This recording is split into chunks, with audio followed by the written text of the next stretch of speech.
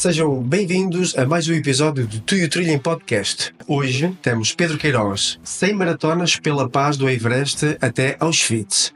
Preparem-se para uma conversa que transcende os limites do corpo e do espírito. Neste episódio do Tu e o Trilha em Podcast recebemos Pedro Queiroz, um homem cuja vida deu uma volta de 180 graus. Após um percurso profissional inicial, viu o seu mundo abalado pelo terremoto devastador de 2015 no Nepal. A pergunta assombrosa de uma criança: vocês voltam amanhã? Selou o seu destino, transformando-o numa força imparável de humanitarismo e endurance. Vamos percorrer a sua incrível trajetória, desde a criação de projetos como o Dreams of Kathmandu, que constrói escolas e esperança no Nepal, até aos desafios físicos mais extremos imagináveis, como correr uma maratona nos picos gelados do Everest, em 2023 por uma causa. Agora, Pedro prepara-se para uma missão mais monumental, o Run for Peace. A partir de 25 de abril de 2025, irá percorrer o equivalente a 100 maratonas em 100 dias consecutivos, numa travessia épica de 4.200 km desde a Praça do Comércio, em Lisboa, até o antigo campo de concentração de Auschwitz. Qual é o objetivo? Angariar 100 mil euros e lançar um poderoso manifesto pela paz, apoiando a educação de crianças no Nepal, 50 mil para o Dreams of Kathmandu e fomentando o diálogo e a reconciliação entre israelitas e palestinianos, através de escolas hand in hand, 25 mil, e da organização Combatants for Peace, mais 25 mil. Juntem-se a nós para uma conversa inspiradora sobre resiliência, o poder da mente, a ligação profunda sobre o desporto de endurance e as causas humanitárias, e como cada um de nós pode, de facto, fazer a diferença. Descubram como podem acompanhar e apoiar este extraordinário trajeto pela paz. Uma história que vai ficar convosco muito depois de desligarem os auscultadores. Olá Pedro, obrigado por teres aceitado o nosso convite para vir aqui ao nosso canal do Tu e o Trilha em Podcast. É um prazer ter-te aqui. Eu quero que tu também agora neste início faças aí uma apresentação de quem é o Pedro e vamos depois mergulhar nas tuas incríveis aventuras. Vais falar-nos também um pouco das tuas raízes. Nasceste em Lisboa, como foi o teu percurso inicial e o que te levou a estudar gestão e depois agricultura. Nelson, muito obrigado pelo teu convite. É um gosto estar aqui nas vésperas desta grande ação, o Run for Peace. Cumprimentar a vossa comunidade, tu e o Trilho. Para mim é uma grande honra estar aqui e acharem que eu tenho alguma coisa interessante para contar. O meu nome é Pedro Queiroz, tenho 43 anos, nasci em 1981, parece que foi ontem. O tempo passa, eu costumo dizer que nunca temos tempo, mas tempo é tudo o que temos. Ainda ontem tínhamos 18 anos ou 20 anos e já aqui estamos na casa dos 40. Eu cresci em Lisboa, mas a minha família é da Beira Alta. Eu tenho raízes beirãs, muito ligadas ali à Serra da Estrela, e acho que isso acabou por influenciar também o meu percurso.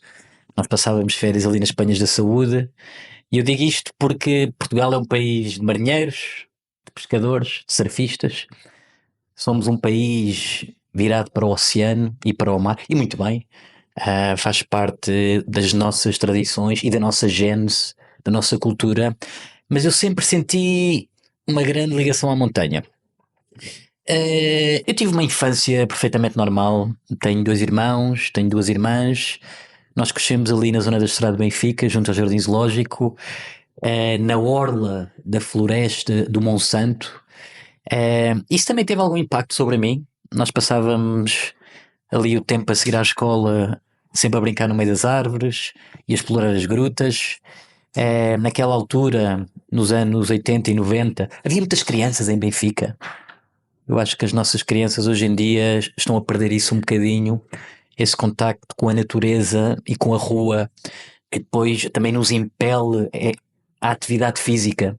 E nós, a nossa geração, porque nós somos da mesma geração, já sei, estamos na casa dos 40. Exatamente. Mas mesmo a malta dos 30 e dos 50 e 60, que são referências do trail. Ainda há bocadinho falavas-me de um exemplo de um senhor que vai correr. Sim, Qual é que era a prova? o Jorge Serrazina, que vai para os Pirineus. Isto, a idade às vezes é apenas um número, mas eu sinto que falta um bocadinho às crianças hoje em dia este contexto em que nós crescemos, porque correr faz parte da natureza humana. Nós somos uma máquina perfeita de corrida, nós somos bípedes, nós temos uma estrutura ereta, temos poucos pelos, pelo menos nós aqui, a malta que tem mais pelos, mas que nos permite então ter esta postura que permite o movimento. Nós enquanto espécie evoluímos devido a esta capacidade de não nos cansarmos tão rapidamente como as nossas presas e os nossos predadores. Tudo o resto, desde o sistema digestivo ao sistema respiratório, não estamos aqui para falar de ciência, mas eu acho que a correr é algo que está nos genes humanos. As montanhas e tal, e o mar também fazem parte, porque isso é a natureza, não é? Mas eu penso que a corrida é algo tão natural como comer, como respirar, e por isso é que estamos aqui hoje, é para falar de corrida. Depois eu cresci, eu sempre quis tirar um curso de gestão de empresas. Os meus pais trabalhavam nessa área, e eu sempre cresci com o sonho de trabalhar para uma empresa também para ganhar um bom ordenado, para poder comprar as coisas que nós não tivemos durante a infância, e esse era o meu sonho. E aqui um ponto importante, Nelson, que é, eu costumo dizer às vezes que é preciso ter cuidado com os sonhos, porque o meu sonho concretizou-se. Eu de facto fui tirar gestão, eu fui trabalhar para multinacionais na área do retalho, dos supermercados, do marketing e das vendas, mas às tantas, quando eu cheguei aos 30 anos, apercebi-me que afinal aquele não era o meu sonho. E aquilo que eu estava a falar há pouco sobre a natureza e sobre o movimento, toda essa genética que nós temos dentro de nós, eu sentia a explodir dentro de mim, e fechado num escritório era muito difícil manifestar. E então que eu cheguei aos 30 anos com este desassossego de fazer algo diferente. E esta é a minha história até aos 30 anos. Não sei se agora tens mais alguma pergunta, claro que tenho, se queres que eu continue. Não. Porque esta história até aos 30 anos é fácil de contar. Um lisboeta que tirou um curso, que tinha uma grande paixão pelo desporto, que é de Lisboa, que foi estudar gestão, mas esta história propriamente dita que nós vamos falar aqui hoje começa exatamente aos 30 anos. Sim, é um padrão normal de uma família lisboeta, não é? Que quer educar o seu filho e quer encaminhar para o melhor, não é? Dar-lhe o melhor no futuro. Pronto, mas com essa rebeldia toda, com essa... Até aqui não havia rebeldia, mas havia um fogo a arder internamente. Qualquer coisa que tu sentias, não é? Eu senti um chamamento. Exatamente. Portanto, vamos então falar da ponte de viragem. Não é? A tua vida deu uma volta significativa, o que te motivou a deixar o caminho mais convencional para trás e abraçar o mundo de humanitarismo e dos desafios extremos. Pronto, então que eu cheguei aos 30 anos e achei-me perante um cruzamento. Eu senti que tinha que tomar uma opção. Imaginemos que cheguemos a uma estrada e eu tinha que seguir para a esquerda ou para a direita. O caminho da esquerda era eu prosseguir com a minha carreira profissional dentro deste mundo das multinacionais, mas eu conseguia de certa forma já antecipar o que era esse caminho. Trabalhar mais de 30 anos até à reforma, provavelmente. Não estou a criticar este caminho, cada um tem as suas apetências. Alguns preferem ser artistas, ou desportistas, ou trabalhar no escritório, ou ser viajantes. qualquer área é nobre e deve ser respeitada. Claro. A medicina, a arquitetura, o desporto, ser professor, nada é mais nobre. A única coisa que nos distingue, eu penso que é o caráter, e penso que são os nossos valores e princípios, e não a nossa carteira e não o nosso currículo profissional. Então que eu senti que tinha essa possibilidade de continuar, se bem que eu conseguia antecipar com uma certa clareza onde é que esse caminho me levaria, um caminho mais ligado ao sedentarismo, com outras oportunidades financeiras e de carreira, mas muito ligado ao sedentarismo. Portanto, passar 8, 9, 10 horas sentado num escritório não era o meu ideal de vida. E a outra estrada para a direita, então, seria uma estrada que implicaria uma mudança. Eu tinha 30 anos e sentia que estava em busca de algo. E sentia... Não sabias o quê, não é? Precisamente. E sentia que esse algo também estava em busca de mim. Era um desassossego, Nelson, que quase me cortava a respiração, se eu assim o posso dizer, como que se eu não tomasse aquela decisão naquela altura, nunca mais a tomaria no futuro. E há alturas na nossa vida que nós devemos ter a coragem de agarrar o touro pelos cornos e dizer que queremos seguir aquele caminho, lutar por aquilo em que acreditamos e desiludir as pessoas à nossa volta, muitas vezes, os nossos pais, claro. a nossa comunidade, os nossos irmãos, os nossos amigos.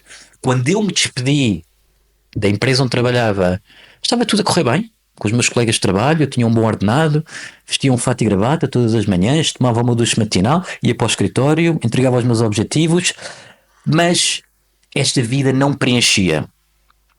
E posso também dizer que estava a enveredar por hábitos que também não eram os mais saudáveis. Eu não comia bem, eu não dormia bem, eu tinha abandonado a prática desportiva, que era algo que me apaixonava, como eu mencionei há pouco, em criança. Não sei se sublinhei muito essa área, mas eu gostava de correr em criança, brincar ali na Estrada do Benfica, mas a coisa extravasava isso. Eu adorava jogar futebol, adorava passar as tardes a correr. Tudo o que fosse desporto, na altura, recordas-te?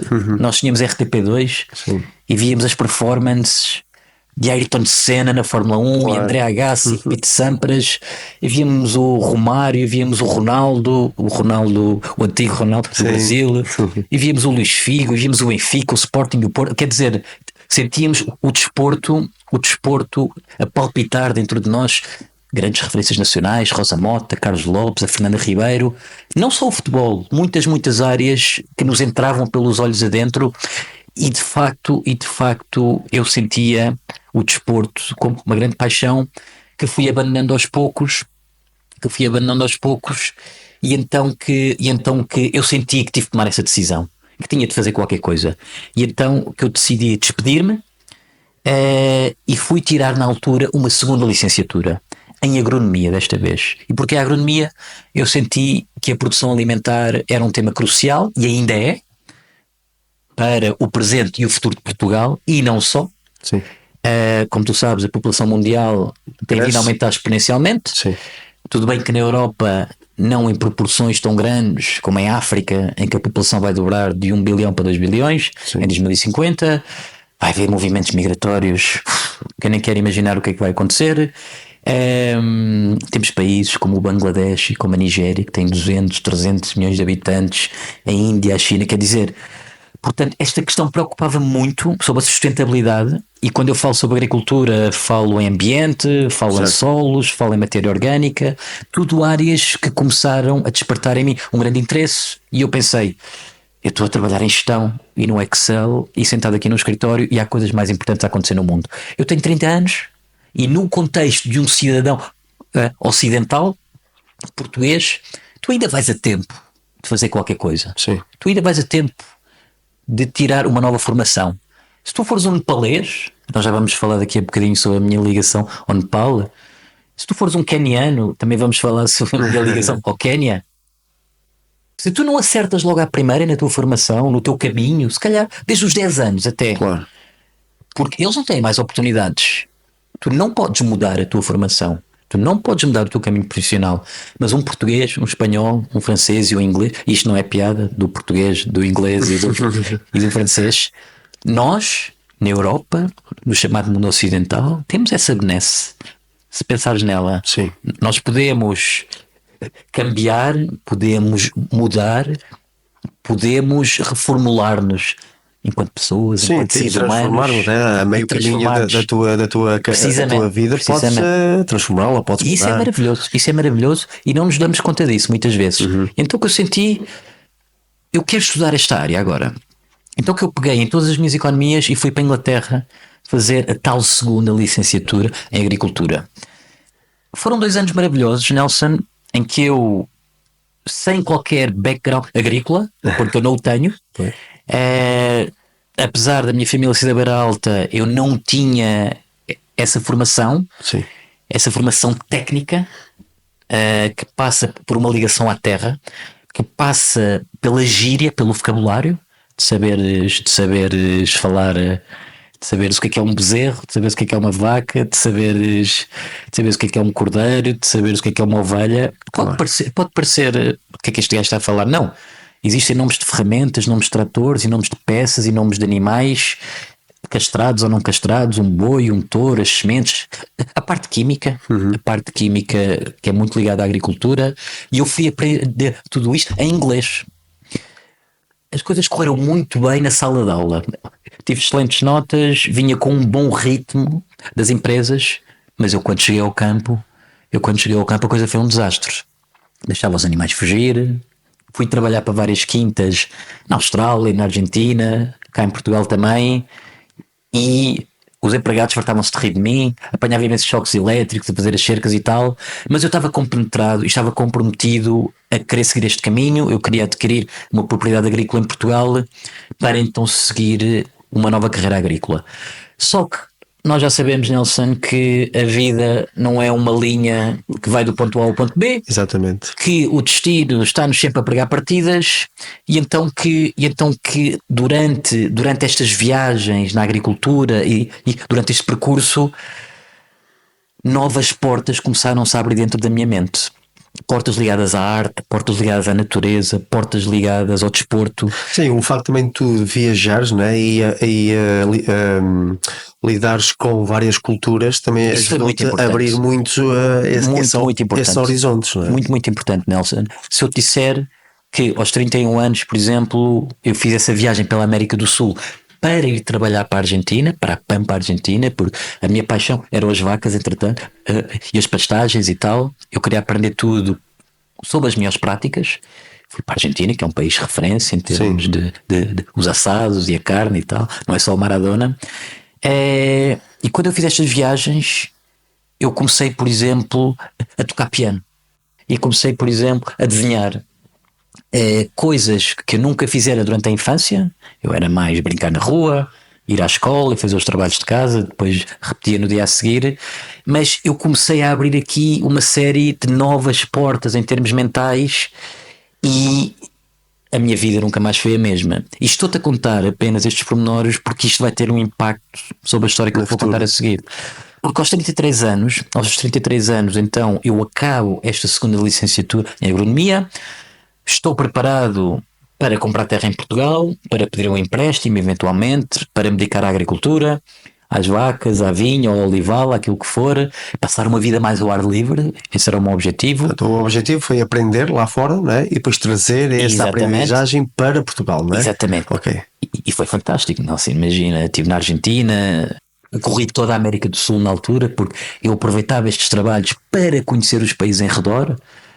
Posso dizer que estive no Chile, que estive no Peru, que estive na Bolívia, que estive na Colômbia. Quando fui à Austrália, depois também visitei a Indonésia, visitei a Malásia. Tudo isto. Deixa-me só aqui fazer um parênteses, Pedro. Nessas viagens que tu fizeste aí à Malásia, não conheceste alguém aí nesse entretanto? Não foi aí? Foi na viagem seguinte. Foi na viagem seguinte que eu já te ia contar que eu fiz estas viagens, que foram viagens incríveis, mas eu com 33 anos estava então preparado para iniciar este novo percurso, mas eu digo à minha família, aos meus amigos, e digo a mim próprio, porque eu sentia que o chamamento não estava completo. Aquele chamamento que eu tinha sentido aos 30 anos, passaram 3 anos E neste momento estavam coisas em marcha que já não podiam ser paradas, porque eu sentia dentro de mim que o meu autoconhecimento não estava completo ainda. Isto é uma altura muito, muito especial da minha vida, sabes, Nelson? Em que eu sentia as emoções à flor da pele, todos os dias a aprender coisas novas, todos os dias a conhecer pessoas muito interessantes e novas culturas. E então que com 33 anos, já preparado para embarcar nesta nova aventura da agricultura, eu decido que quero fazer uma última viagem. Foi assim que eu a apresentei às pessoas que me rodeavam, foi assim que eu a apresentei ao meu subconsciente, e esta viagem levou-me a uma zona do mundo que eu há muito desejava conhecer, que é o Sudeste Asiático. Eu desejava conhecer o Vietnã, a Tailândia, e desejava perder-me ali nas florestas de Chiang Mai, ir ao Myanmar. Queria ir conhecer aquelas ruínas de Angkor Wat no Camboja, não sei se conheces. Sim, conheço. Epá, queria mesmo, Claro. queria mesmo mergulhar nestas culturas milenares, beber todas aquelas influências da gastronomia e das pessoas e da natureza. E então que eu fiz esta viagem, Nelson. Sozinho? Fui com 3 amigos na altura, 3 portugueses, mas esta viagem, Nelson, eu costumo dizer que não foi a viagem de uma vida, mas foi a viagem de 100 vidas. Porque aquilo que aconteceu parece que estava predestinado. E foram 2 coisas principalmente. A primeira coisa foi que no primeiro dia da minha viagem estava em Hanoi, no Vietnã, e fomos visitar um sítio que é património da Unesco, que são as ilhas de Halong Bay, que é um conjunto de formações rochosas e ilhas ali à beira-mar e tal. Lindíssimo, lindíssimo, com várias grutas e cavernas, que tu apanhas um barco, andas ali pelo meio e fazes caiaque e não sei o quê. E aconteceu uma coisa muito especial neste dia, que foi, eu embarquei no barco, foi o primeiro dia da minha viagem, Nelson, ok? Foi o dia 6 de fevereiro de 2015. E mal eu entrei no barco, eu apercebi-me logo que estava ali uma pessoa especial. Apercebi-me que estava ali uma pessoa especial e começámos logo a trocar alguns olhares, e ela era uma criatura lindíssima, fabulosa, e começámos a trocar olhares ao longe. Ela tinha os cabelos negros e compridos e 2 olhos escuros, como 2 grandes opalas, e às vezes trocávamos assim alguns olhares. Eu nem queria acreditar que ela estava a olhar para mim. Ela estava com mais 2 amigas também, vinha saber que eram portuguesas, entretanto, pela coincidência, e começámos a trocar olhares e tal, mas eu estava tão envergonhado que aquilo que eu decidi fazer, como eu te disse há pouco, que tinha começado a pintar alguns anos antes, devido à agricultura e devido ao meu novo modo de vida, eu decidi fazer um desenho dela. E fiz um desenho dela durante essa viagem de barco, estava lá num deck e tal, com a Long Bay assim por trás, as tais formações rochosas, e eu fiz um desenho dela, e no final da viagem íamos seguir caminhos separados, nunca mais nos iríamos ver nesta vida, mas eu cheguei à beira dela e abri o meu caderno. Eu andava sempre com os carvões e tal, e cadernos a artista. Isto parece o Titanic, esta história, não é? Fazer estes desenhos assim no bar. Nada premeditado, entretanto, não foi uma obra de arte nada de especial, mas eu abri o desenho, ela viu o desenho, e posso dizer que estamos casados até hoje. Temos um filho, o Vicente. Ela chama-se Ghazal Vaziri, é do Irão. Quem diria que eu, que fui um apaixonado a vida toda e de coração partido, e que era um rapaz para quem o amor romântico foi sempre muito importante. Eu era aquele rapaz que escrevia diários e ouvia baladas dos Bon Jovi e do Brian Adams, sempre a sofrer e tal. E eu encontrei na Ghazal a minha cara metade. No ano seguinte, em 2016, pedi em casamento. Em 2017 casámos. O Vicente nasceu em 2018. Temos uma família. Moramos em Teherão. Vimos muito em Portugal também. vai ser muito importante aqui esta parte para a história seguinte que eu te quero contar, e aqui à nossa comunidade, ou ao podcast Tu e o Trilho. Certo. Mas a Gazal foi como que aquilo que eu dizia há pouco, de sentir cá dentro que algo me estava a chamar, porque ter o privilégio, ter a honra, ter a sorte de encontrarmos a nossa cara a metade não é para todos. Não é Não. para todos. E eu sinto-me um grande privilegiado por isso. Ok. Porque ela é a mulher que me completa, ela é a mulher que dá asas aos meus sonhos. Temos as nossas discussões também, como qualquer casal. Claro. Temos a nossa vida perfeitamente normal. Falamos sobre o jantar, sobre o pequeno almoço, sobre o almoço, sobre as férias, e deixaste as meias atrás da porta e não faças isto, ou não faças aquilo, e para onde é que vamos agora e para onde é que vamos depois. Somos um casal perfeitamente normal, mas passados 10 anos ainda continuo completamente apaixonado por ela, e ela é uma parte fundamental desta história. A minha família, esta parte aqui do amor e da motivação e do equilíbrio familiar que nós devemos ter para alcançarmos os nossos objetivos, sejam eles profissionais, familiares, pessoais, é muito, muito importante. Muito bem. Estava eu a contar, tenho que te interromper, porque estava eu a contar que nesta viagem aconteceram duas coisas. A primeira foi que eu conheci a Gazal, Exatamente. e este assunto do amor ficou mais ou menos encerrado. É uma história que continua a Pois, acontecer. exato. Mas a segunda coisa que aconteceu foi que eu prossegui essa viagem. Eu conheci então no Vietnã, e depois fiz todo o Vietnã de norte a sul, fiz o Laos de mota, uma viagem fabulosa. Fui então para a Tailândia, fui para o Myanmar, fui para o Camboja, e antes de voltar para Portugal eu queria cumprir um sonho de criança, Nelson. Eu queria ir ao Nepal e ver o Monte Everest, porque eu desde miúdo Estavas lá próximo? Ou não? eu estava na Ásia. Sim. Estava na Ásia, digamos que tu tens o Sudeste Asiático. Sim. Isto são proporções muito grandes. Claro. São milhares e milhares de quilómetros. Atenção. O Nepal e a Índia e o Tibete, que entretanto foi anexado pela China, ficam numa região mais na Ásia Central, sul da Ásia, Ásia Central, enquanto que o Sudeste Asiático é esta região mais ali, a sul da China, não é? Para o Vietnã, Laos, Tailândia, etc. Eu queria ir ao Nepal a ver o Everest, porque desde miúdo que eu alimentava esse sonho. Eu sempre sonhei em viver grandes aventuras, Nelson.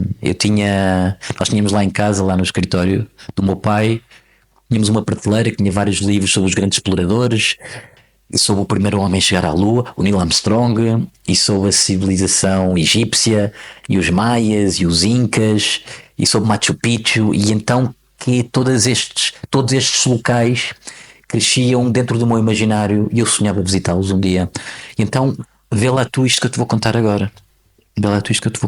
Que foi: eu aterro em Katmandu no dia 24 de abril de 2015 à noite.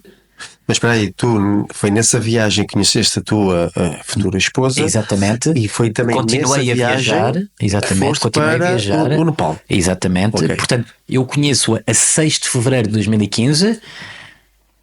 Foi amor à primeira vista, ficámos apaixonados, ainda viajámos, depois passado um mês fomos à Tailândia e tal, solidificámos a nossa paixão aí. Depois eu segui para o Nepal com um amigo. Sim. E aterramos em Katmandu no dia 24 de abril de 2015 à noite. Vocês eram 3, o outro veio embora e não, seguiram 2? Ela voltou para Tiarão, assim. Outros amigos portugueses voltaram para Lisboa. Sim. E segui só eu e um amigo meu, que era o Lourenço. Sim. Chegamos nessa noite de 24 de abril a uma cidade que não conhecíamos, num dos países mais pobres do mundo, pobres em termos de desenvolvimento, porque são ricos noutras áreas, em matéria espiritual e de generosidade, que muitas vezes não é equacionada para medirmos o PIB, mas é um país muito, muito especial, e que eu entretanto fiquei a conhecer muito bem. Mas Katmandu é a capital do Nepal, fica encaixada no meio de uma cordilheira, não ainda nos Himalaias, que são a cordilheira mais alta em todo o mundo, mas que antecedem um bocadinho, portanto, na base, no sopé dos Himalaias, que, como sabemos, são o teto do mundo. Aliás, Himalaias significa precisamente isso, é a casa onde mora a neve, o teto do mundo, portanto tem todos estes eufemismos para um lugar que é absolutamente único em todo o mundo. Tu tens fora dos Himalaias, a montanha mais alta em todo o mundo é o Aconcagua, que tem menos de 7.000 metros, 6.900 e tal.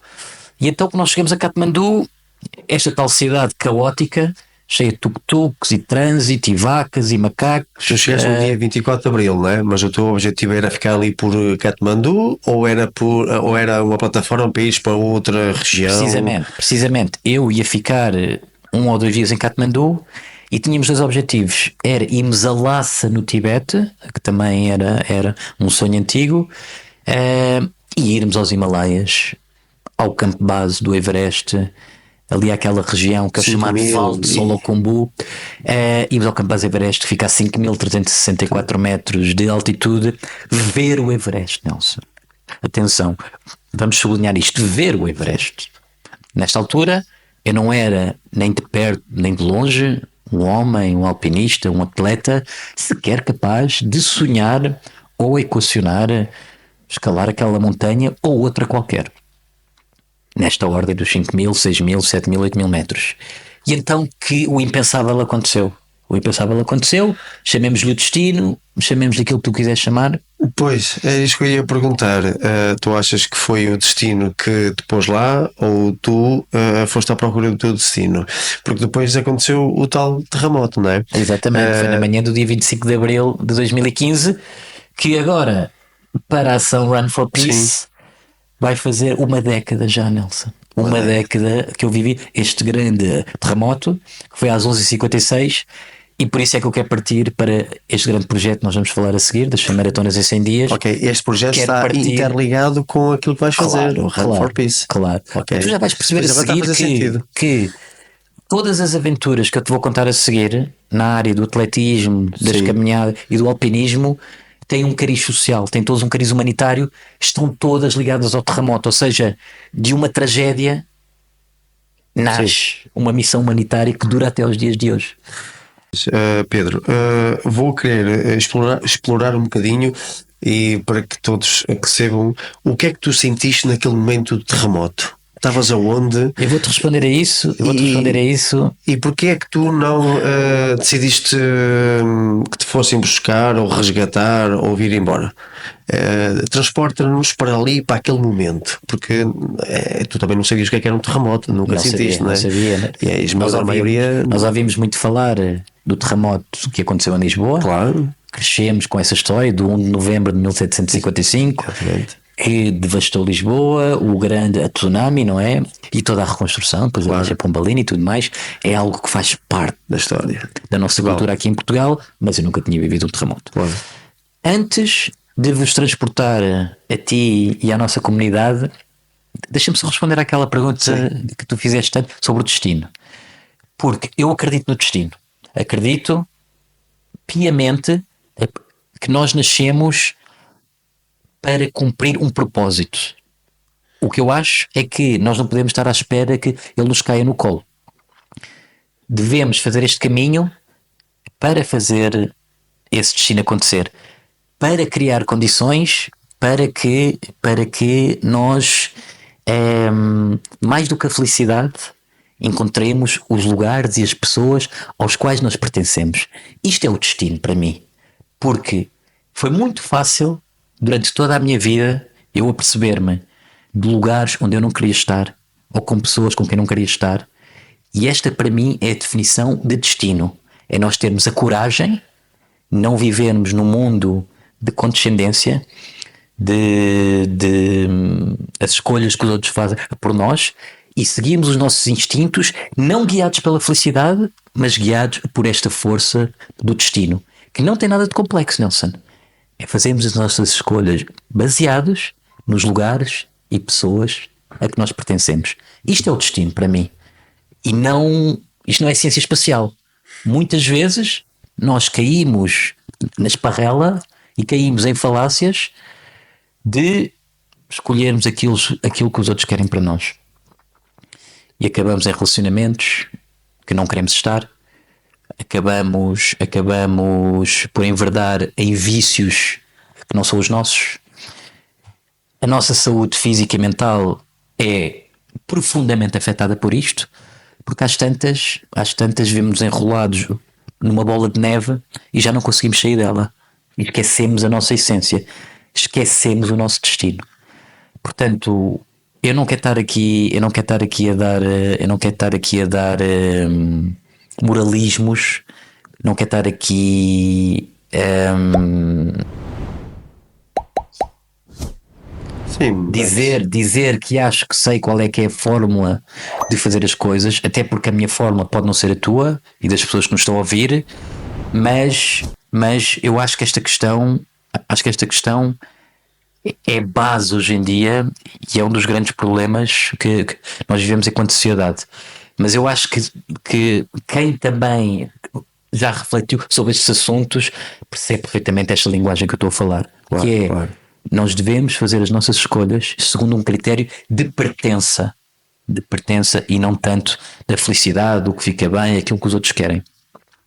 E então que era neste caminho que eu me achava, Ok. de procurar um lugar a que eu pertencesse, as pessoas a que eu pertencia, os sítios onde eu queria passar os meus dias, Nelson. Que a tua vida fizesse sentido. não é? Exatamente. Claro. Porque é isso que nós queremos ao final Claro, do dia. exatamente. É que as segundas-feiras fazem sentido, as Claro. terças, as quartas, janeiro, fevereiro, março, um ano após o outro, chegamos aos sítios que nós queremos estar. E eu estava nessa busca. Ok. E é curioso como uma tragédia, que foi um terremoto, me colocou no caminho certo. Eram 11 e tal da manhã quando nós nos estávamos a preparar para sair do quarto. Eu nunca mais vou esquecer essa manhã, obviamente. Nós íamos visitar um monumento que é a Torre da Arara, que é um dos monumentos mais famosos em Katmandu. É género uma torre de Belém aqui em Lisboa, que caiu como um castelo de cartas e todas as pessoas que estavam lá dentro faleceram.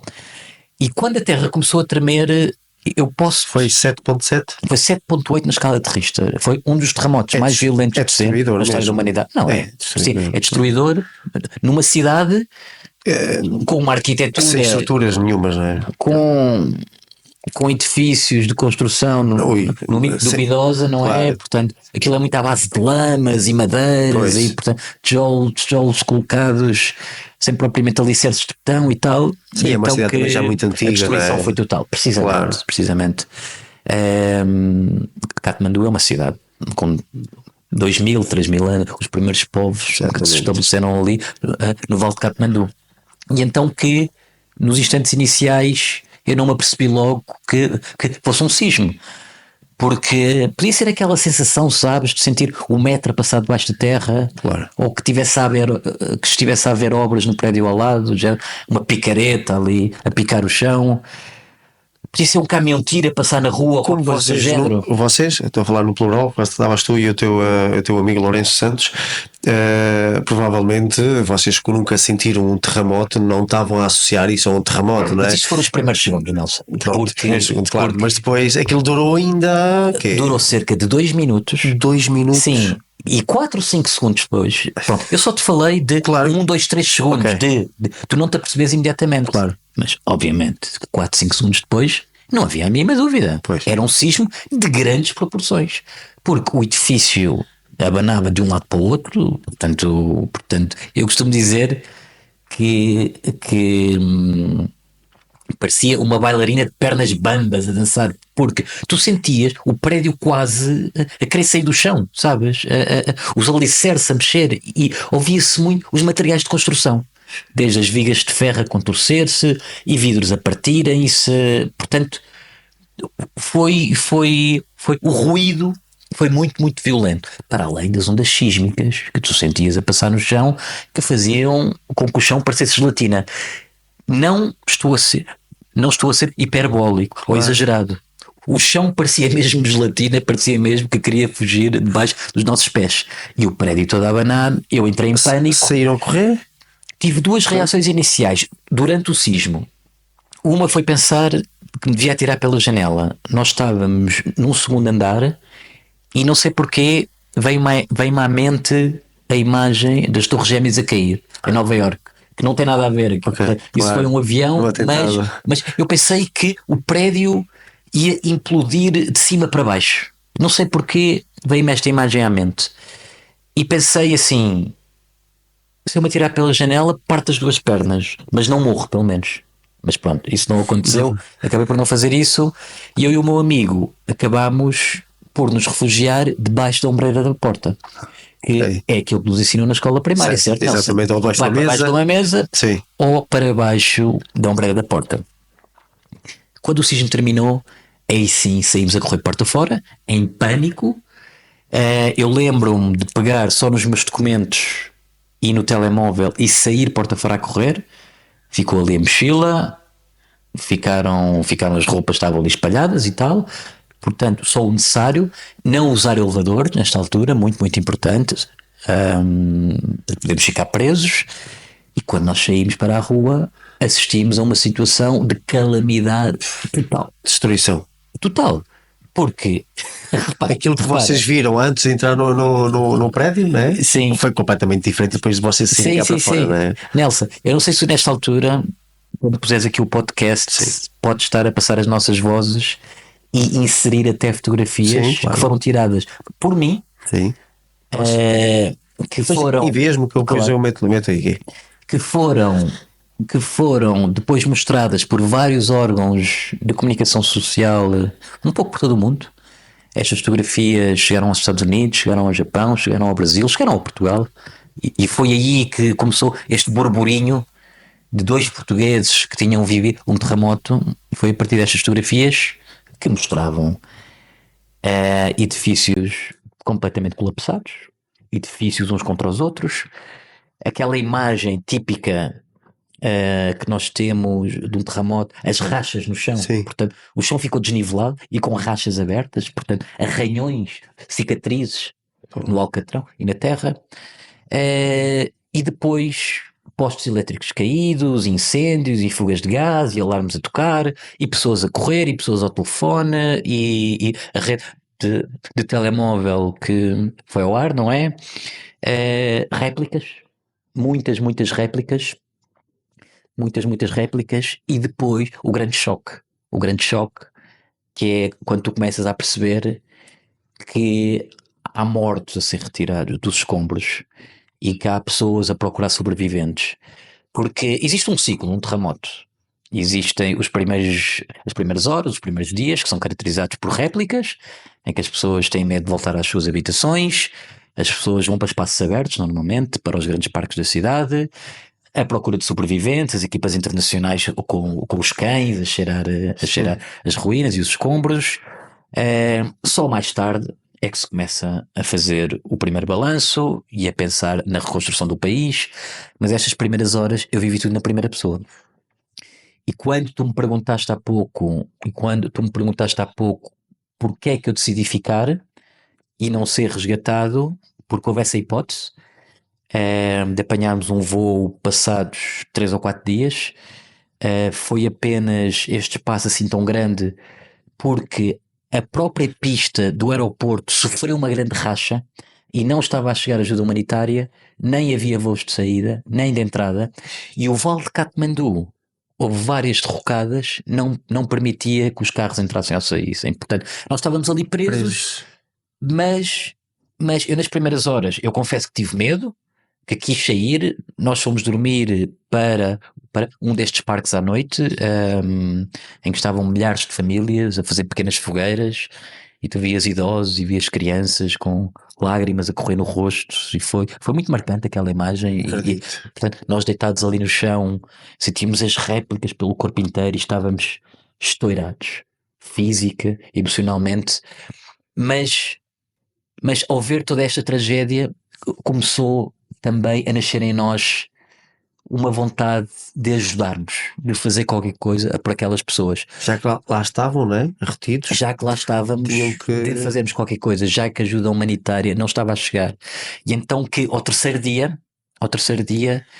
Vocês aí já tinham informado as vossas famílias? Havia formas Nós de conseguimos, comunicar? nós conseguimos falar com a nossa família. Repara que não havia informação. Essa é uma excelente pergunta, porque repara, nós não tínhamos informação, nós não sabíamos a intensidade, não sabíamos o número de mortos, não sabíamos nada. Tudo isto que te estou a dizer, se havia evacuações, se não havia evacuações, a gravidade das réplicas, portanto, a ajuda humanitária estar a chegar ou não.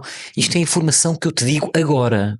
Na altura, estávamos completamente cegos e não havia internet e não havia telemóveis. Mas encontramos um senhor ucraniano que tinha um telemóvel satélite que nos deixou fazer a cada um uma chamada para as nossas famílias. Eu escolhi ligar para o meu irmão Sérgio, que estava a dormir, que nem sequer sabia que eu estava em Katmandu. Eu era um mochileiro nesta altura, ficava semanas sem ligar para casa, podia andar na Ásia, podia estar em África, podia estar na América do Sul, estava em Katmandu, disse-lhe para não se preocuparem. Depois, quando a internet foi restabelecida, e aos primeiros dias é que eu me apercebi, de facto, do impacto. Porque os números oficiais davam 8 mil mortos num sismo de 2 minutos, Nelson. Portanto, são muitos mortos. Só para tu teres uma ideia, se não me engano, no Myanmar agora, que foi há uma semana, foram 1000 mortos. Não estou aqui a comparar, cada vida humana é preciosa, obviamente, mas isto são números que nem contam a realidade rural do Nepal. Foram muito mais mortos. Tu achas que podia correr pior se fosse durante a noite? Que estava tudo a dormir dentro de casas. Provavelmente não foi pior porque às 11h56 provavelmente estava tudo cá fora a trabalhar ou na rua. Essa é mais uma excelente pergunta. É? Essa é Digo mais eu. uma excelente pergunta. Para além do facto de ser de dia ter beneficiado não ter havido uma contagem de uma dimensão maior em termos de mortos, também o facto de ser um sábado de manhã. No Nepal, o sábado é o único dia de fim de semana que eles têm. Ou seja, não havia crianças nas escolas. E este foi um fator fundamental. E havia muitas empresas fechadas e, portanto, isto beneficiou muito o baixo, entre aspas, número de mortos. Claro. E então que foi assim que nasceu a ajuda humanitária. Nós estávamos a assistir a toda esta calamidade. Nesses primeiros dias, os circuitos económicos fecharam. Não havia lojas, não havia supermercados, mas às tantas houve lá uma loja e tal que começou a abrir. Nós, entretanto, tínhamos pedido refúgio no consulado espanhol, estávamos mais ou menos com alguma segurança, tínhamos pelo menos água potável e tínhamos alguns noodles. E foi quando nós decidimos ir para o tal parque onde tínhamos pernoitado na primeira noite, que é um género Parque Eduardo VII, e comprámos. A nossa primeira compra, Nelson, foram 200 bananas e 50 quilos de arroz. E nós chegámos ao parque e as pessoas aperceberam-se que nós tínhamos comida e eu confesso que me assustei, porque pareciam piranhas as pessoas. Em 5 ou 10 segundos ficaram-nos com tudo. Saltaram-nos em cima, até foi meio perigosa a situação. E ficaram com tudo. Portanto, nós tentávamos dar, abrimos as sacas de arroz e tentávamos dar portanto, aos poucos a cada família, mas foi uma selvageria total. Quando fomos às compras pela segunda vez, já comprámos 200 quilos de arroz e aí pedimos ajuda a uns militares que estavam lá estacionados. Tínhamos o exército do Nepal como trilhadoras ao nosso lado e as pessoas começaram a fazer fila e receberam o arroz. Nesse dia ainda voltámos mais 2 vezes às compras, já com um pequeno caminhão tire, um pequeno caminhão, pronto, não... A terceira entrega foi uma carrinha de caixa aberta, mas a quarta entrega era um pequeno caminhão. Não era tire, mas tinha assim já um atrelado atrás. E já comprámos 800 quilos de arroz. E nós, fecha os olhos, Nelson, fecha os olhos, espectadores, ouvintes, imaginem nós a entrarmos com os militares de metralhador no Parque Eduardo VII, que é lá o parque lá do sítio, cheios de arroz, já ao final do dia, e quando eu olhei para a frente, Nelson, eram centenas de pessoas a fazer fila indiana para receber este arroz. E nós montámos 2 filas, com os guardas ao nosso lado, cheios de armas até aos dentes, e nós estávamos a fazer a diferença na vida destas pessoas. Estas pessoas que estavam esfomeadas, chegavam ao pé de nós e tocavam de género thank you, thank you, thank you, e estávamos a fazer a diferença. Este foi o primeiro dia de uma missão que dura até os dias de hoje. Nos dias seguintes nós continuámos a entregar comidas, estimamos ter ajudado cerca de 50 mil pessoas, não só em Katmandu. Nós começámos a ir com muitos voluntários nepaleses e estrangeiros que se juntaram a nós. Fomos pelo Nepal inteiro, Nelson. Chegámos a vilas que éramos os primeiros a chegar após a tragédia.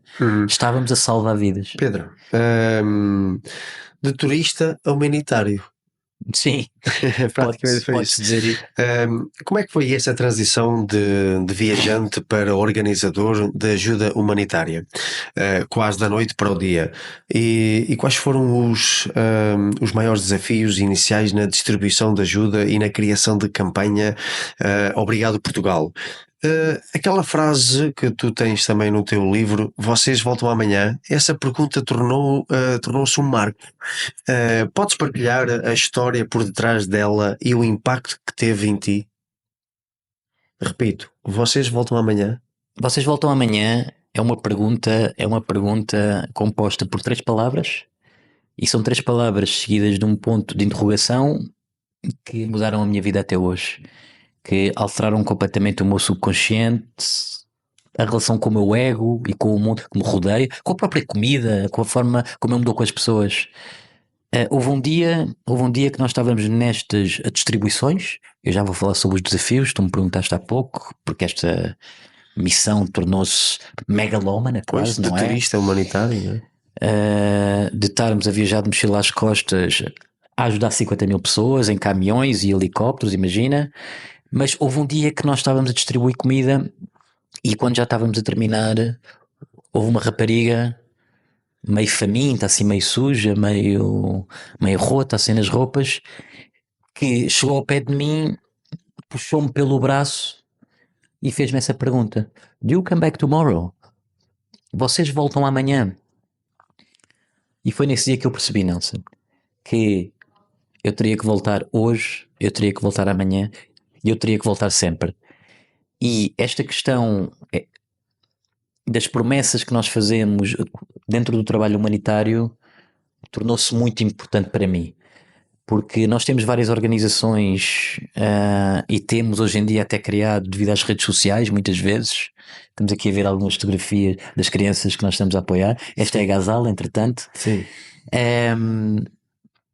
Que é um trabalho humanitário feito em várias frentes, mas que não provoca um desenvolvimento sustentável. O que é que eu quero dizer com isto?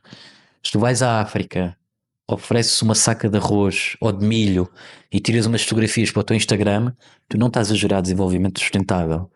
Se tu ofereces material escolar, uns lápis e umas canetas, eu não estou a criticar a ação propriamente dita, mas se tu analisares a questão de fundo, não estás a criar desenvolvimento sustentável, não estás a proporcionar um futuro àquelas crianças e às gerações vindouras. É isto que eu chamo de sustentabilidade. E então que eu fui-me apercebendo, nós ao início estávamos muito focados em dar comida, depois acabámos por construir casas temporárias, depois outras permanentes, fundámos um campo de deslocados para 350 pessoas, vítimas do terremoto que tinham sido transportadas, evacuadas das suas aldeias nos Himalaias para Katmandu, e nós encontramos estas pessoas só com roupa no corpo. Vocês não decidiram voltar, vocês decidiram ficar.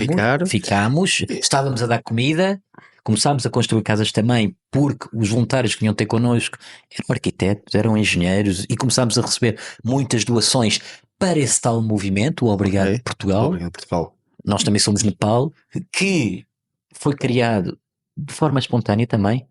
Lá está, eu andava sempre com os meus lápis de cera porque pensava que era artista, as tais portas que se tinham aberto que falávamos há pouco, e todos os dias eu pintava num cartaz Obrigado Portugal, com a bandeira de Portugal, e este foi o nosso slogan.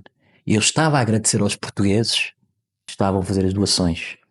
Eu sentia que ia salvar o mundo. Eu sentia-me quase, sei lá, a Padre de Alves Barrota ou o Vasco da Gama numa vertente humanitária. Este sangue português que nós temos, que se revela em alturas de tragédia. Nós podemos ter muitos defeitos, Sim, mas temos um grande coração. sim, exato. Temos o coração no sítio certo. Eu costumo dizer que quando ajuda um português, ajudam logo 2 ou 3. Esta frase é dita noutro contexto, mas encaixa perfeitamente aqui.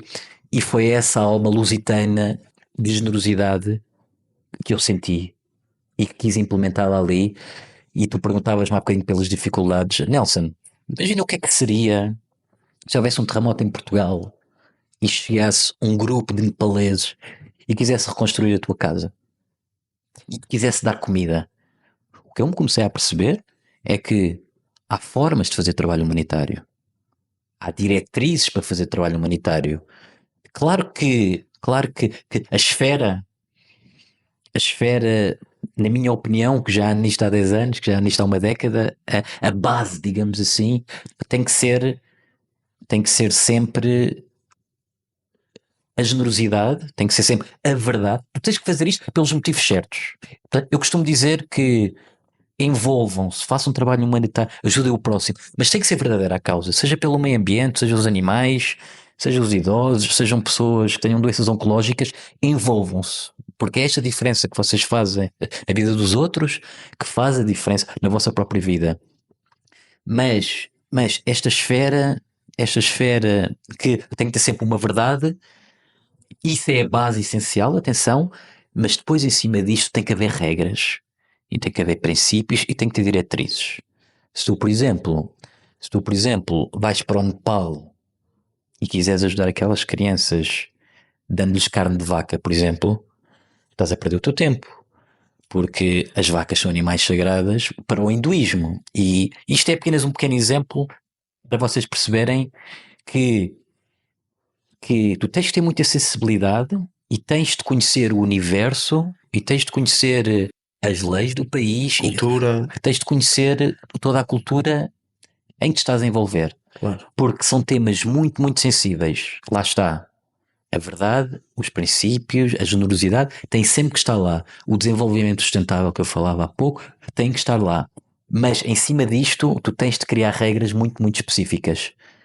Posso-te dar aqui um caso, por exemplo, que é gritante e que eu aprendi logo, que há coisas mesmo que têm que ser evitadas, que foi um voluntário que nós recebemos que estava a tirar um curso de medicina chinesa há 6 meses. Portanto, ele chegou lá, banhado pelo seu ego, eu estou a tirar um curso de medicina chinesa há 6 meses. E houve um dia que nós chegamos a uma das tendas deste tal campo que eu te estava a falar há pouco, e este senhor estava a espetar agulhas na barriga de uma grávida. E eu olhei para aquilo assim, isto está mal, isto está mal. Este senhor tem apenas 6 meses de experiência. Ele era um empresário de real estate ou uma coisa assim, mas estava a tirar um curso nas horas livres. Portanto, levou as suas agulhas ali no bolso e estava a aplicar práticas medicinais, práticas de cura, Sim. sem conhecimento de causa, sem um diagnóstico correto a uma grávida. Portanto, tu imagina agora que aquela senhora tinha morrido. Nós que estávamos a surfar a onda quase, portanto, do Obrigado Portugal, a fazer a diferença, cheios de coragem, alma lusitana, com um cartaz de Portugal, envie os vossos donativos, 100% desses donativos vão ser aplicados ali na causa, vamos construir casas. Nós podíamos ter passado de bestiais a bestas muito rapidamente. E isto é para responder àquela questão que tu perguntaste há pouco. A responsabilidade, não sei. A responsabilidade. Fazer trabalho humanitário envolve uma grande responsabilidade. Envolve fundos, que são dinheiros, Claro. e como tu sabes, a transparência e a honestidade não abundam muitas vezes nestas áreas do trabalho humanitário. Tu fazes uma doação, não sabes para onde é que vai o dinheiro, e desde o início que eu tive este cuidado. Todo o dinheiro que nós recebíamos era reportado e toda a ajuda que nós fazíamos, eu punha fotografias e punha faturas. Depois, o contacto com a imprensa e com os voluntários e com os vários parceiros. Portanto, imagina o quão esmagador isto foi, Nelson. Claro. Eu era, como tu disseste bem, um turista de mochila às costas e de repente eu estava a gerir uma organização que tinha milhares de euros na conta, que tinha centenas de voluntários, que estava a construir casas E as casas não podiam estar tortas, as casas tinham que estar direitas, e tinham que ter permissões da terra, e tinham que ter alicerces, e tínhamos que saber como é que se constrói em casa ali no Nepal, como é que as pessoas, por exemplo, onde é que elas cozinham, onde é que elas vão à casa de banho, quais é que são os materiais disponíveis aqui, portanto, todas estas questões culturais. E foi completamente esmagador tudo aquilo que aconteceu neste primeiro ano Tu estiveste lá quanto tempo? de trabalho. Eu estive lá de abril a dezembro continuamente e posso dizer que eu nesta altura eu trabalhava cerca de 22 horas por dia. Eu chegava à noite, desmaiava cerca de 2 horas e lá estava eu de pé outra vez para encher os caminhões, para reportar aos doadores, para falar à imprensa, para receber voluntários, para falar com as crianças, porque eu nunca quis que este Obrigado Portugal, ou que aquilo que nós estávamos a fazer, que fosse meramente burocrático, porque eu estava a dar muito, mas estava a receber muito, e eu queria continuar no terreno, e esse foi um princípio que eu nunca quis perder, foi esta ligação ao terreno. Eu sentia a partir de determinada altura, estava a passar mais tempo em reuniões, ia enviar mails, ia fazer apresentações, alto. Eu quero, Ir para o terreno. eu quero continuar a construir casas, eu quero continuar a dar comida. E depois, passado um ano, tal como em todas as tragédias que nós assistimos pelo mundo inteiro, já ninguém falava sobre o terremoto. E penso que agora podemos entrar num claro. novo capítulo aqui desta história, Sim, porque isto é o que acontece, isto é o que eu chamo hoje em dia de tragédias descartáveis. claro. Que é, sempre que acontece alguma coisa, um tsunami, um terremoto, uma guerra, é muitos hashtags e os Sim, é influencers verdade. e os famosos todos muito, muito solidários, mas passam semanas e passam meses e já ninguém fala sobre o assunto. Mas lá no terreno a tragédia persiste. Exatamente, tens toda a razão. Não, estavas aí a falar, eu lembro-me das poucas notícias que passaram aqui, porque sabes que é muito longe, não é? Eu lembro-me também de acompanhar, porquê? Porque na altura estava o nosso ídolo da nossa comunidade, se assim eu posso dizer, que o Killing Jornet estava precisamente nessa altura a tentar a subir o Everest, o Monte Everest, e bater o recorde mundial. Que é Não ele sabia disso. estava a tentar subir estava a tentar e conseguiu bater o recorde mundial da ascensão ao topo do Everest o mais rápido possível. Ok. Portanto, ele fez a primeira tentativa, não conseguiu. Não conseguiu por causa do tempo, voltou outra vez à base e passado uma semana voltou a tentar e conseguiu. Portanto, e foi desaconselhado porque após uma tentativa que deu frustrada, não é? Que não conseguiu, ele não podia voltar a tentar pelo menos naquele mês. Portanto, ele tinha que dar um mês de descanso ao corpo para voltar outra vez a tentar. Aclimatação E e tal. ele, portanto, levou a sua avante e Incrível. nessa semana voltou a tentar e Incrível. conseguiu.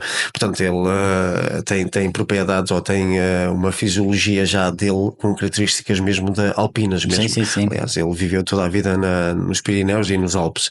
Portanto, e só para encaixar que eu também acompanhei, por causa do Gillen, e ele ia postando algumas imagens, ele também ficou lá Sim. há alguns dias ou uma ou 2 semanas a ajudar numa ajuda humanitária, e os vídeos todos que ele ia partilhando, eu ia absorvendo essas notícias, realmente aquilo eram imagens catástrofe. impressionantes mesmo. Uma catástrofe total. Nós não temos nem uma pequena amostra daquilo que tu passaste.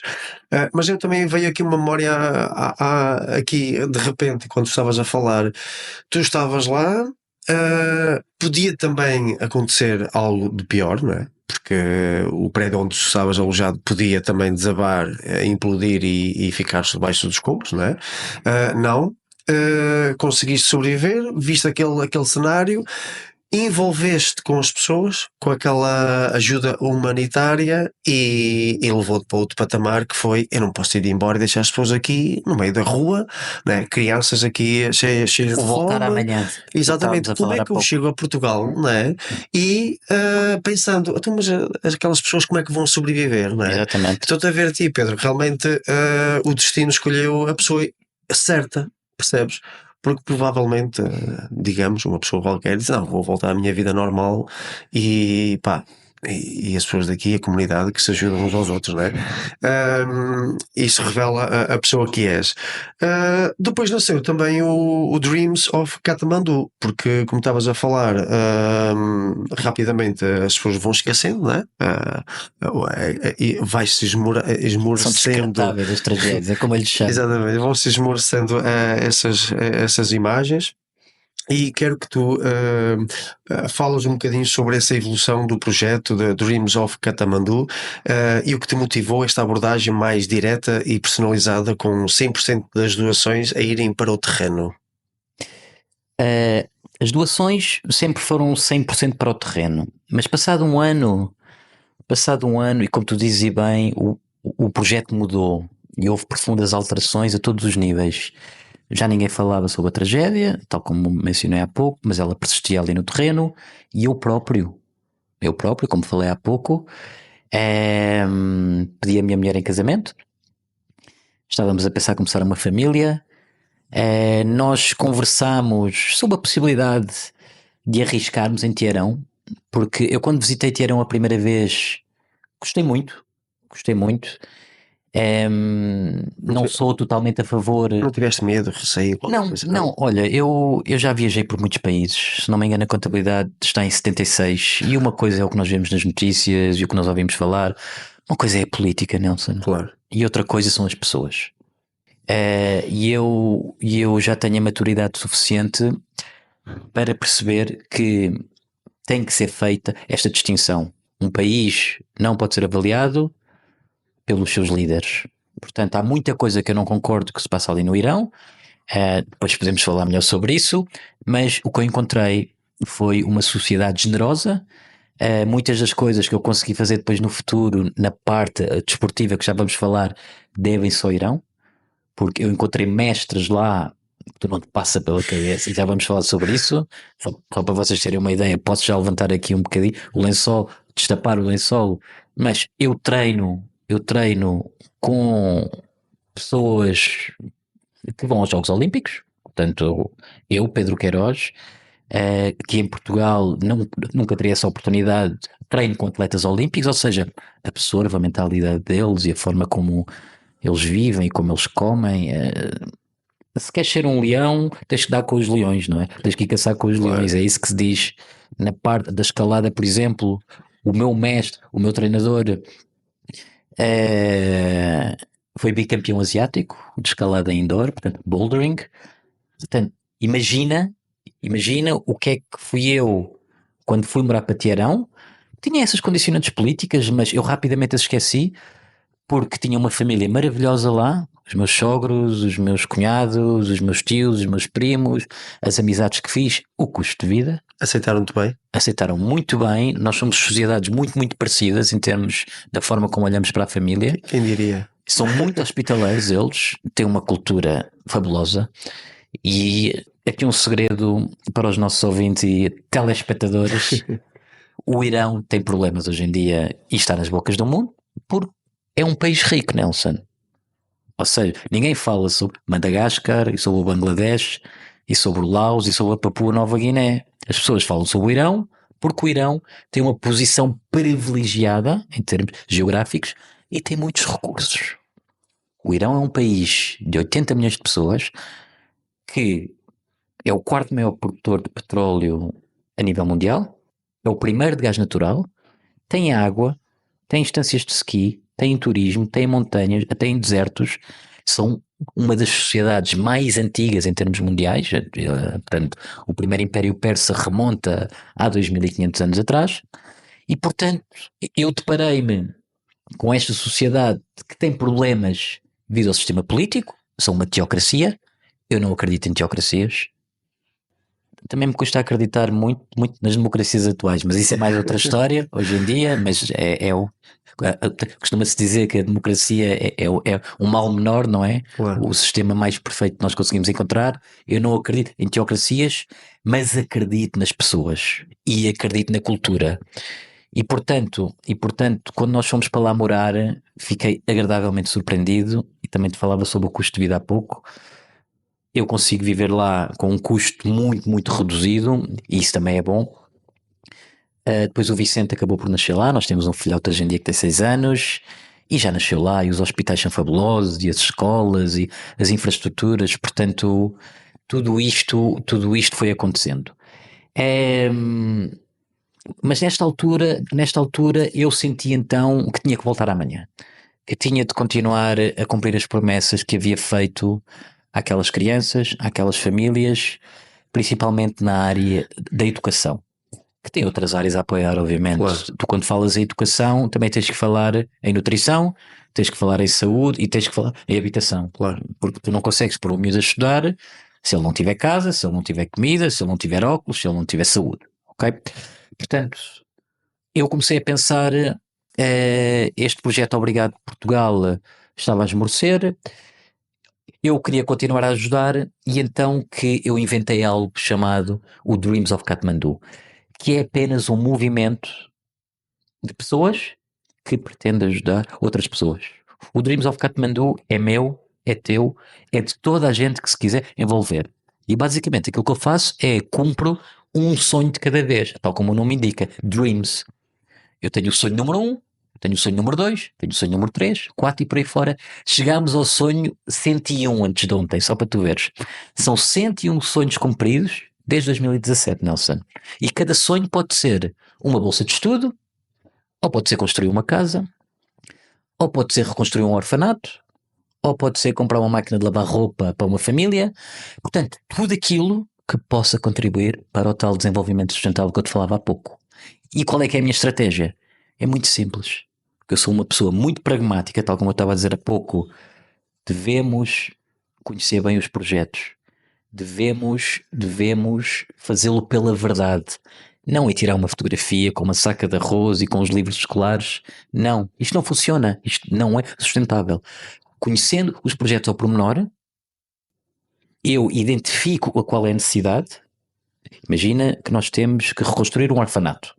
Precisamos de comprar X tijolos, tintas, cimento, ferro, os tubos elétricos e tudo mais Certo. alguma coisa. Temos um orçamento de 4 mil euros. Portanto, eu tenho que arranjar estes 4 mil euros. E é aqui que surgem as aventuras humanitárias, Nelson. É aqui que surge o desporto. É aqui que surge esta minha nova versão, em que eu, para financiar o Dreams of Kathmandu, para arranjar fundos para pagar estas bolsas de estudo, Pois é, as consultas nos médicos, era essa a as pergunta que eu ia te casas, fazer. os tijolos, os cimentos, não as minhas viagens, a minha alimentação Sim. e tudo mais. Os meus custos pessoais, eu pago-os todos. 100% das doações que nós recebemos vão para os projetos em si. Eu, para financiar todos estes sonhos, cunhei algo, um bocadinho sem querer, chamado Aventuras Humanitárias. Que passa basicamente, porquê? É muito giro este conceito, é muito, muito giro este conceito. Não fui eu que o inventei, obviamente, porque há muitas pessoas que fazem isto, mas nestes moldes julgo que foi um pouco inovador, digamos assim, disruptivo. Eu comecei a propor-me a viver grandes aventuras, superar grandes desafios, ao mesmo tempo cumprindo os meus sonhos de criança e aquilo que eu gosto de fazer e contribuindo para o meu desenvolvimento pessoal. Portanto, nunca esquecem dessa parte. E ao mesmo tempo recolher fundos para apoiar o Nepal. E a minha primeira aventura foi, eu propus-me a percorrer 1200 km a pé, sozinho pela Índia, desde o Taj Mahal até à porta do tal Campo de Esperança em Katmandu. Uma aventura que foi descrita aqui neste livro que eu te vou oferecer, chama-se O Meu Caminho para Katmandu. Depois vou-te oferecer aqui mais 2 livros. Falamos mais à frente. O Meu Caminho para Katmandu. Cá. Fica aqui no meio. O Meu Caminho para Katmandu. Nelson, isto foi uma história fabulosa. Imagina o que é. Eu apresentei-me ao serviço com um pau de bambu e uma mochila de 10 quilos às costas e disse: eu agora vou caminhar 1200 km na Índia. Na Índia, repara, nós quando vamos à Índia, vamos ao Taj Mahal e vamos ali ver uns palácios e tal. Eu fui pelo meio da Índia. As pessoas dizem que a Índia é outro continente, mas é outro planeta, não é? Porque a pobreza e todas aquelas imagens que nós vemos de lixo e de falta de dignidade, muitas vezes até de pessoas a defecar na rua. Mas eu nessa primeira aventura fiz 1200 km a pé, não estava preparado fisicamente, sofri muito, com muitas dores e muitas bolhas nos pés, as pessoas riam-se, mas eu comecei a perceber que as pessoas identificavam-se com esta superação e com as caminhadas e com as comidas que eu mostrava e com todas as aventuras que eu ia vivendo. E nesta primeira aventura eu arrecadei dinheiro suficiente, 14 mil euros, um bocadinho mais, para reconstruir 2 casas nos Himalaias. E então que eu comecei a alimentar esta aspiração de viver mais aventuras. A segunda aventura humanitária, por exemplo, já foi no alpinismo. Dado que eu passava muito tempo no Nepal, eu comecei então a deslocar mais para os Himalaias, porque eu tinha esta paixão pelas montanhas. Para mim as montanhas são como estar em casa. Sinto um profundo respeito, como se eu fizesse parte ali daquele espaço. Tenho muitos nepaleses que me chamam Pedro Sherpa, que sou o povo das montanhas, que são também Sherpa é o nome da etnia que vive nos Himalaias, mas também é o nome dado aos guias e carregadores de alta montanha. E então que eu comecei a criar uma ligação àquelas montanhas, e então que tornei-me um alpinista sem querer. Não tive tempo, como deves imaginar, em 7, 8 anos, para ser considerado um alpinista de renome, para ter ganho todas as competências técnicas que se calhar devia ter ganho, ou ter feito todas as formações que devia ter feito, porque é preciso muito cuidado na montanha, é preciso muito respeito, é preciso ter muitas noções de risco e de segurança. Principalmente nos Himalaias, não é? Principalmente nos Himalaias, e então que eu prossegui nesta senda e em 2021, por exemplo, subi ao Amadamblam, que é uma montanha extremamente técnica, e eu consegui subi-la mais uma vez para construirmos uma casa para uma família em Katmandu. E em 2022, eu penso que vamos falar sobre isso também, Sim. tornei-me o 6º português a escalar o Monte Everest. Passaste 40 dias na montanha. 40 dias na montanha. E repara tu, Nelson, que é em 2015 eu queria ir ao Nepal para ver o Everest. Ver o Everest. Atenção. Foste à base. Ver, Sim. nem que fosse ao longe até. Portanto, ou ir à base. Se eu alcançasse o campo base, já ficaria bastante satisfeito. Portanto, imagina tu a jornada, e eu acho que nós não vamos ter tempo neste podcast, porque foi uma jornada incrível de um homem que só quer ver o Everest para se transformar no homem que quer subir ao Everest e que efetivamente o fez. E repara, isto é um homem casado e com um filho já. E isto é um homem que subiu à montanha mais alta do mundo sem ser integrado naquelas expedições que agora vão 20, 30 e 40 e com vários guias e cheios de oxigênio e recursos e com vários luxos à disposição. Não, eu fui com um guia, fui com uma tenda e fui o primeiro estrangeiro da temporada de 2022 a chegar lá acima. E foi incrível. Sentiste a altitude? Senti altitude. Eu tenho. Olha, eu não sou um alpinista tecnicamente muito competente. Tenho várias lacunas ao nível também do atletismo, que já vamos falar sobre isso, sobre essa parte nas aventuras humanitárias. Mas eu tenho uma componente mental e emocional muito desenvolvida. Podemos falar sobre ela depois também, sobre como é que eu lido com a dor e com o risco e com o sofrimento e com a superação. Mas eu também tenho uma vantagem qualquer na respiração, porque eu de facto sinto muito à vontade, e eu só usei oxigênio artificial, que usei ao nível mínimo de 1 litro por minuto, porque eu prometi à minha mulher, porque eu não queria correr riscos nesse campo.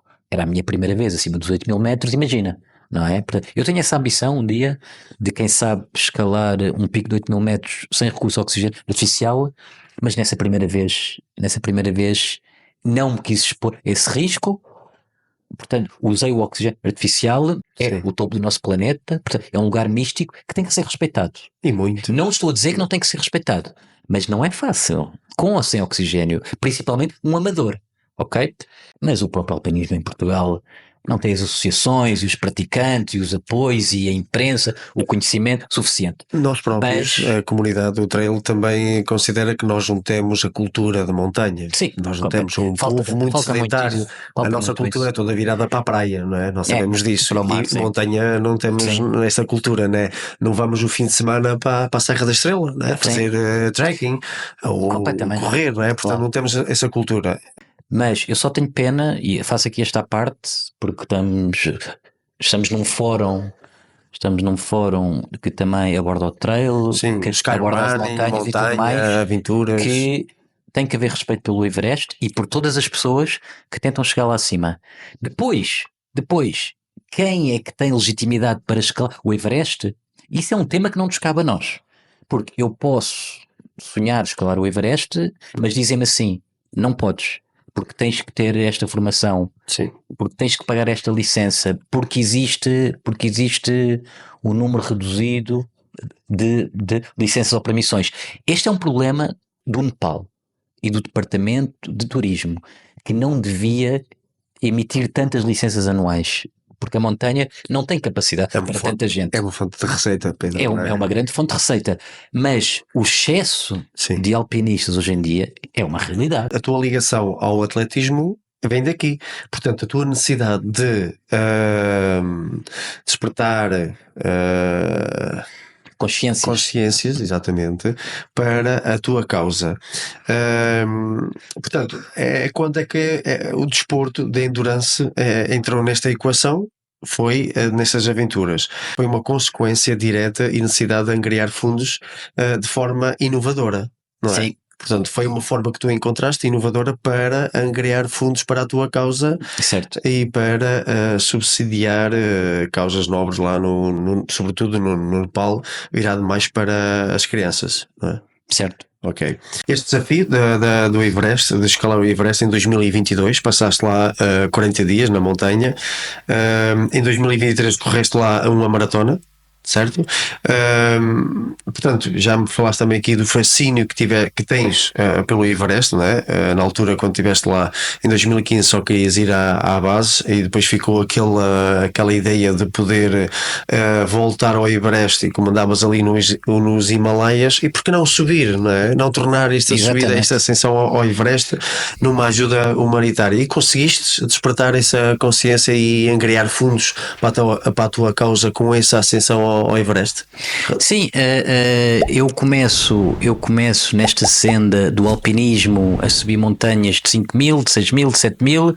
Sinto um dia esta coragem de sentir que eu gostava de subir ao Monte Everest. Sinto que já tenho uma preparação suficiente para escalar esta montanha, que é a montanha mais alta de todo o mundo. Passei 40 dias na montanha, que foram muito, muito difíceis, com temperaturas negativas de menos 40 graus, ia passar por cadáveres e tudo mais. Mas conseguimos. Esta tua permanência no Nepal durante este período de ajuda humanitária ajudou também a preparar o teu corpo, o teu sistema imunitário para a ascensão? Claro que sim. Houve essa adaptação, não é? Claro que sim. E chegamos ao final da primeira parte deste excelente episódio com Pedro Queiroz. Não percam a segunda parte da conversa com este ultramaratonista que nos encantou com a sua envolvência em questões humanitárias, na próxima segunda-feira, dia 5 de maio, às 20 horas. Na segunda parte, Pedro Queiroz vai falar-nos do Run for Peace. Não percam. Obrigado por assistirem ao Tu e o Trilhing Podcast.